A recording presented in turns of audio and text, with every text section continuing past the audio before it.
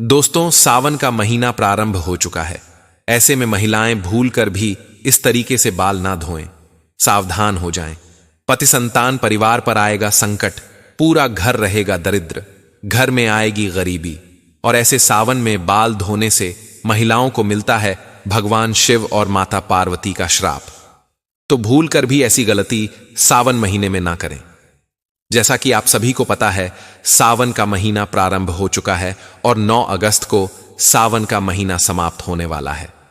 तो ऐसे में अपने घर भगवान शिव और माता पार्वती की कृपा पाने के लिए आपको कुछ विशेष कार्यों को करने की सख्त मनाही होती है।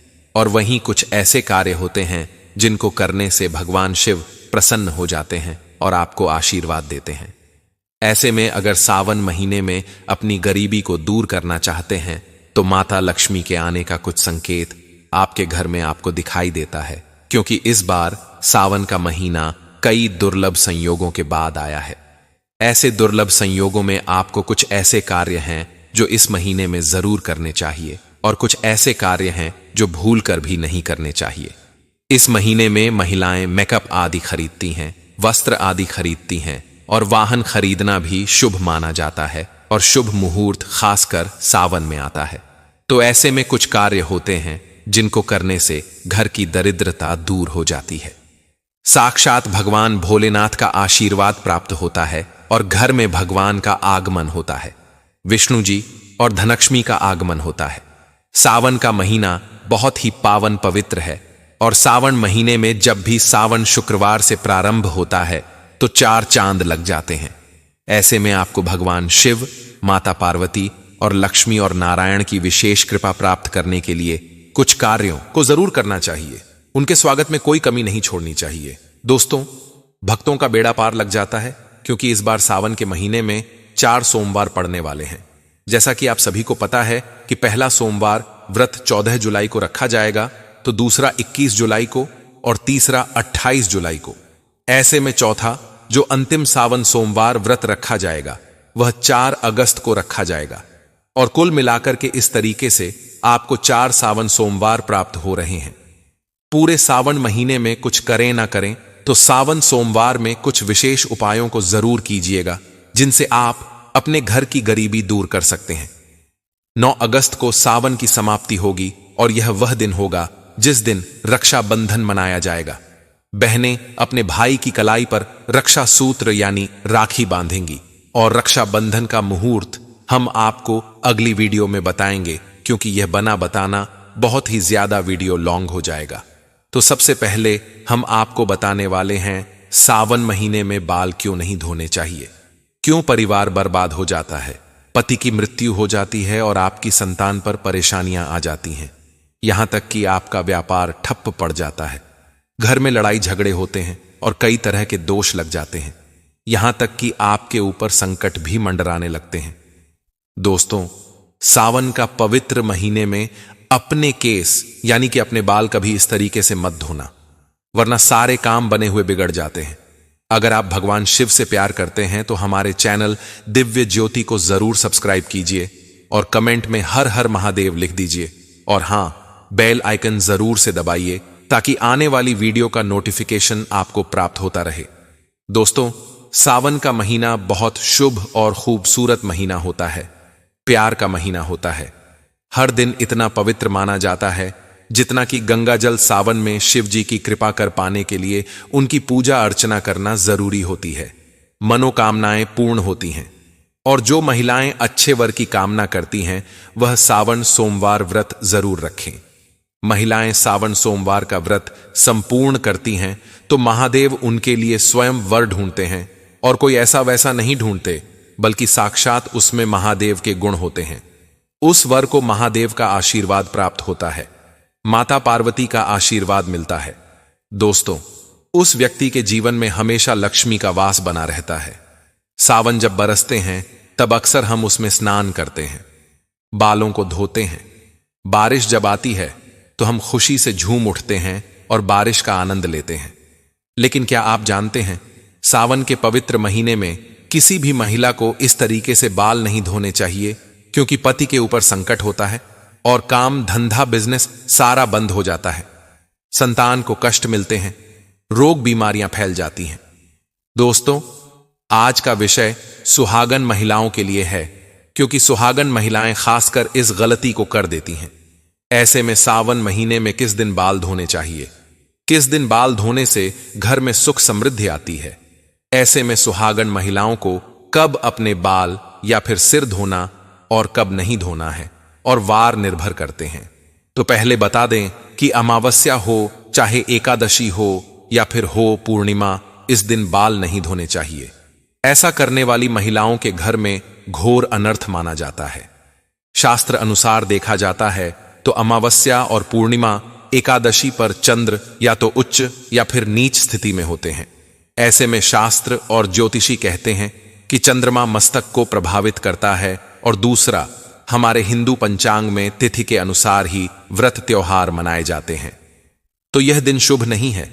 इनके एक दिन पहले धो लेने चाहिए बालों को, न कि उस दिन। धर्मशास्त्र कहता है कि सावन के महीने में किसी भी समझदार कन्या को, स्त्री को या औरत को सावन में जो वर्षा आदि होती है उसमें खुले बाल करके स्नान नहीं करना चाहिए। ऐसा करने वाली महिलाओं पर घोर पाप लगता है। इससे पितृदोष उत्पन्न होता है और घर में अशांति रहती है, यहां तक कि वास्तु दोष भी लग जाता है। शास्त्रों के अनुसार हमारे आर्ष मुनियों ने कई सारी पुस्तकों में यह बताया है कि जो महिलाएं खुले बालों से पानी टपकता है, पानी उससे राहु की उत्पत्ति होती है।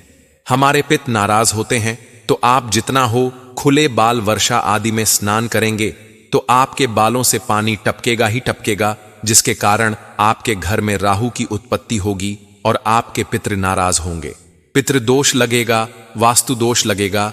ऐसी महिला स्त्री को भूत शक्ति भी लग जाती है। सावन के महीने में महिलाएं वर्ष आदि में स्नान तो करती हैं, परंतु भूल जाती हैं कि उनको बाल खुले नहीं रखने चाहिए। तो ऐसे में गलती अगर आप करते हैं तो आपको इसका परिणाम भुगतना ही पड़ेगा। दोस्तों, हमारा काम है सिर्फ बताना, करना ना करना आपका काम है। हम शास्त्र जानकारी आपको दे रहे हैं, तो यह जानकारी आप जो है, इतना समय नहीं है कि शास्त्रों को खोलकर देख पाएं। दोस्तों, इसलिए हम आपको छोटी छोटी वीडियो के माध्यम से यह जानकारियां देते हैं। जब घर में किसी की मृत्यु हो जाती है तो इसका सीधा सा उद्देश्य यही है कि ऐसे घरों में महिलाएं यह गलतियां कर देती हैं।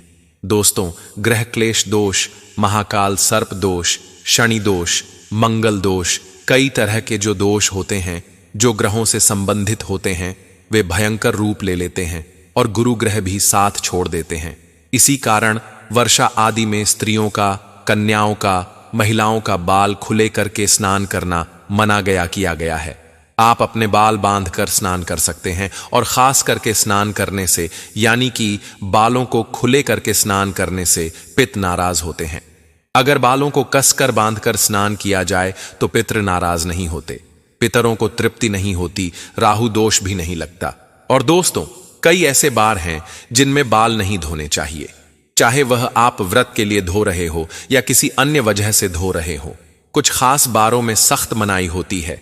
सावन ही नहीं बल्कि हमेशा आपको इन चीजों का ध्यान रखना चाहिए। यहां एक बात ध्यान देने की है कि आप किसी भी वार का व्रत रखते हैं, उस व्रत वाले दिन उस वार को आप बाल धोएंगे या नहीं। एक दिन पहले ही बाल धोकर शुद्ध करने के लिए हमारे शास्त्र कहते हैं।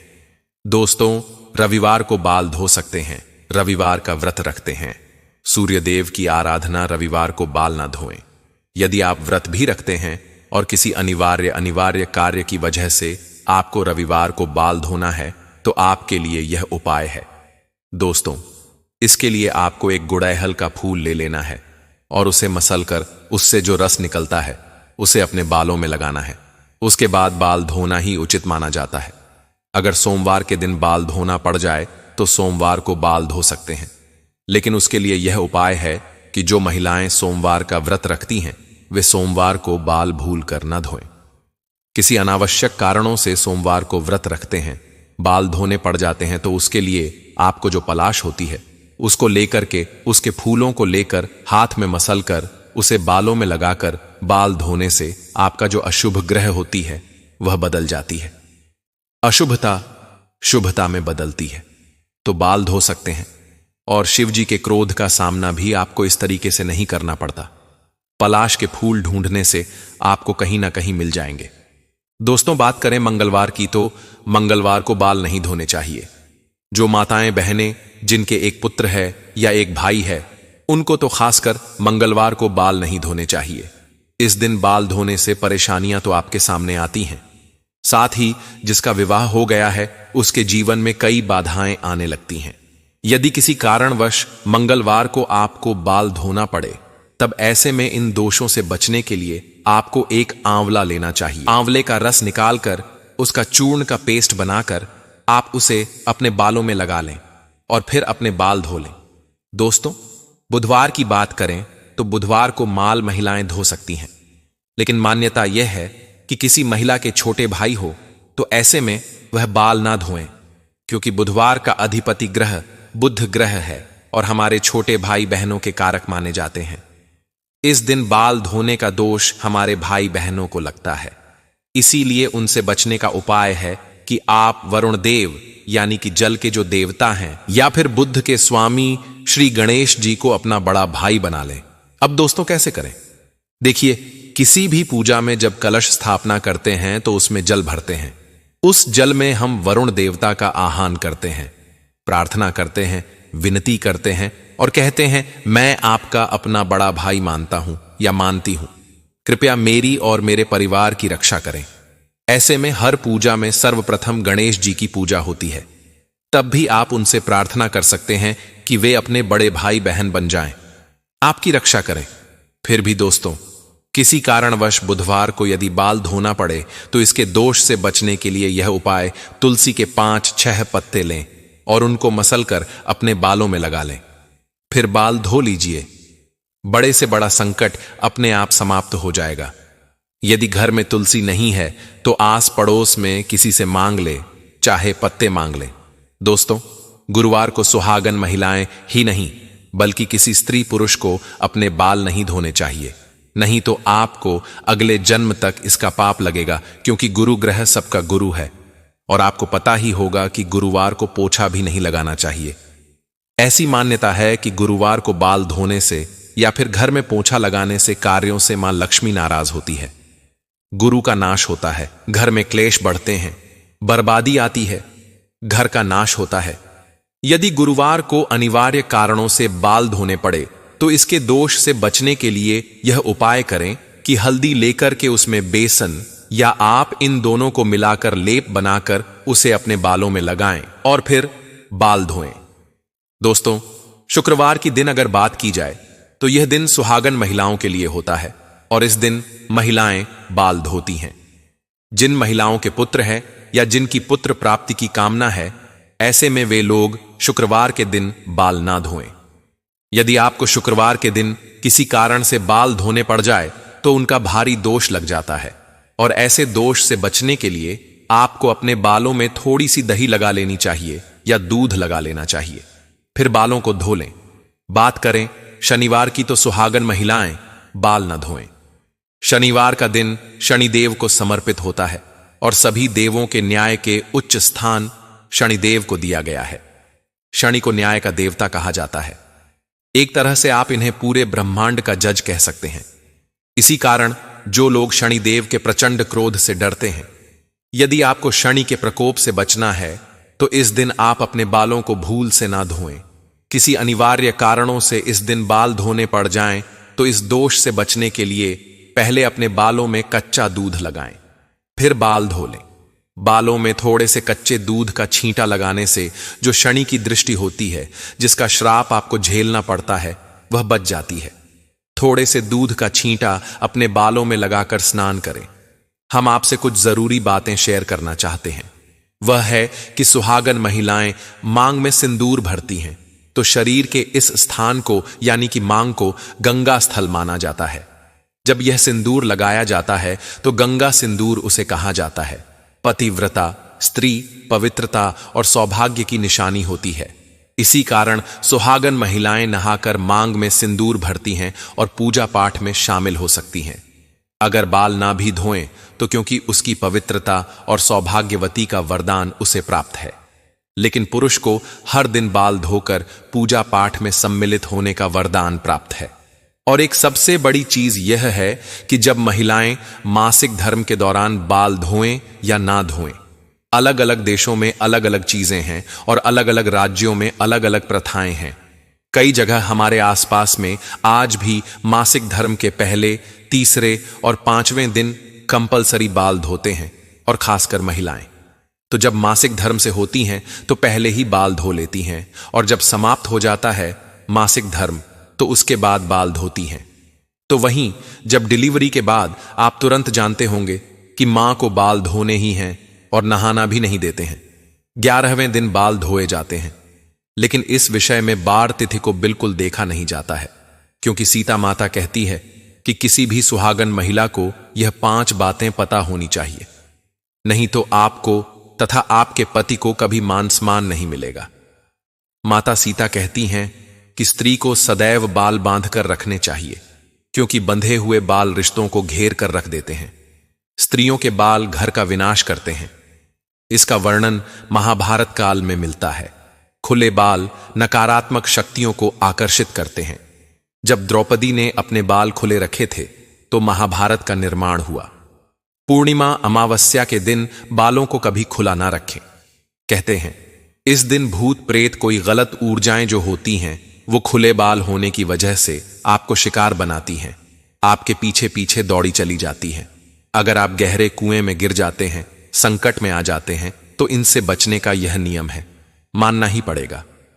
माता सीता ने दूसरी बात बताई थी कि कभी भी साग महिलाओं को पति के बगैर बाहर नहीं जाना चाहिए। इससे तत्काल बहुत ही घोर अनर्थ माना जाता है। माता सीता की तीसरी बात, किसी भी स्त्री को अपने घर की गुप्त बातें बाहर नहीं कहनी चाहिए, इससे घर का विनाश होता है। पड़ोसी के घर भी किसी भी सुहागन महिला को ज्यादा समय के लिए नहीं जाना चाहिए। तालमेल नहीं रखना चाहिए। माता सीता की चौथी बात कि जो महिलाएं शादीशुदा हैं उनको मांग हमेशा भर कर रखनी चाहिए। जितनी लंबी मांग होगी उतनी लंबी पति की उम्र बढ़ेगी, पति को समाज में मान सम्मान मिलेगा, और जो स्त्री अपनी मांग का सिंदूर छुपाती है या थोड़ा सा लगाती है उसका पति भी समाज में छुप जाता है। ऐसी महिलाओं का पति हमेशा हार का मुंह देखता है। माता सीता ने बताई अगली बात, सुहागन महिलाओं को अपने पति की कोई भी निशानी किसी को नहीं देनी चाहिए। ऐसे पति की निकट भविष्य में मृत्यु की संभावना होती है।